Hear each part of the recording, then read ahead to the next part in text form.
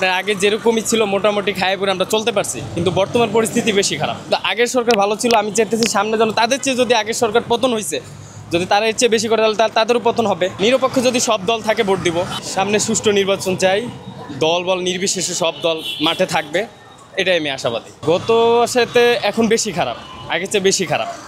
আপনার আগে যেরকমই ছিল মোটামুটি খায় পরে আমরা চলতে পারছি, কিন্তু বর্তমান পরিস্থিতি বেশি খারাপ। এখন কে ক্ষমতা আসবে সেটা আমি জানি না, কিন্তু আগের সরকার ভালো ছিল, আমি চাইতেছি সামনে যেন তাদের চেয়ে, যদি আগের সরকার পতন হয়েছে যদি তারা এর চেয়ে বেশি করে তাহলে তাদেরও পতন হবে। আমি চাই আগের চেয়ে সরকার আরও ভালো কাজ করুক। এখন যে আসবে, আমার কাছে যে রাষ্ট্রীয় ক্ষমতা আসুক, দেশ চললো যে আমরা যেন গরিব মানুষরা পৃথিবীতে চলতে পারি কোনো রকম, এটা তারা জানে, কিন্তু তাদের কাজকর্মে দেখতেছি না যে তারা অতটা উদ্যোগ নিতে পারবে। এখন এটা সামনে বলা যাবে, নির্বাচন না আসলে তো বলা যাইতেছে না কে কোনটা চাইতেছে বা কি চাইতেছে জনগণ, এটা নির্বাচনে বোঝা যাবে না। আমি কখনোই ভোট দিইনি। নিরপেক্ষ যদি সব দল থাকে ভোট দিব।